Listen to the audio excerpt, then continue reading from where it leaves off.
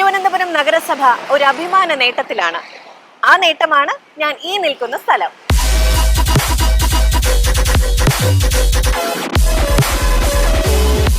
ഇതാണ് സ്മാർട്ട് റോഡുകൾ. നമുക്ക് അത്ര കണ്ട് പരിചയമില്ലാത്ത ഒന്നാണ് ഈ സ്മാർട്ട് റോഡുകൾ, അല്ലേ? അട്ടക്കുളങ്ങര മുതൽ തൈക്കാട് വഴുതക്കാട് വരെയുള്ള ഈ റോഡുകളിലൂടെ യാത്ര ചെയ്യുമ്പോൾ മറ്റേതോ വിദേശ രാജ്യങ്ങളിൽ എത്തിയ ഒരു ഫീലാണ് നമുക്ക് കിട്ടുന്നത്.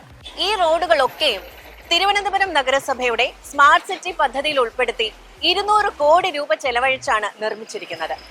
സ്മാർട്ട് സിറ്റിയും കേരള റോഡ് ഫണ്ട് ബോർഡും ചേർന്നാണ് ഇതിന്റെ നിർമ്മാണം ഏറ്റെടുത്ത് പൂർത്തീകരിച്ചിട്ടുള്ളത്.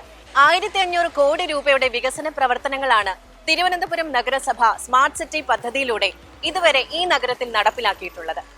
അവയിൽ ഏറ്റവും ശ്രദ്ധേയമാണ് ഈ സ്മാർട്ട് റോഡുകൾ.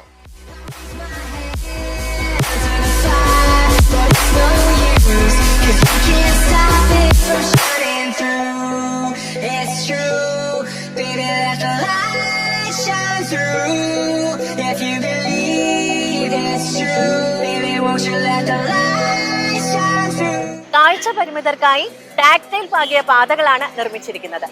അതുപോലെ സൈക്കിൾ യാത്രക്കാർക്കായി പ്രത്യേക പാതകളും നിർമ്മിച്ചിട്ടുണ്ട്. കാർബൺ ന്യൂട്രൽ അനന്തപുരിയുടെ ഭാഗമായി എല്ലാ സ്ട്രീറ്റ് ലൈറ്റുകളും LED ലൈറ്റുകളാക്കി മാറ്റിയിട്ടുമുണ്ട്.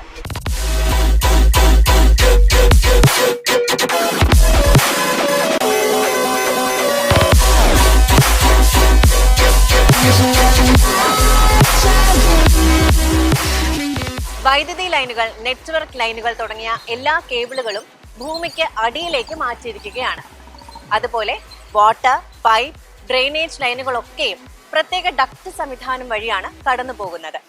അതുകൊണ്ട് തന്നെ ഭാവിയിൽ എന്ത് പരാതി വന്നാലും ഈ റോഡുകളൊന്നും തന്നെ കുത്തിപ്പൊളിക്കേണ്ട ആവശ്യം വരുന്നില്ല. പ്രശ്നങ്ങൾ എത്രയും പെട്ടെന്ന് പരിഹരിക്കുകയും ചെയ്യാം.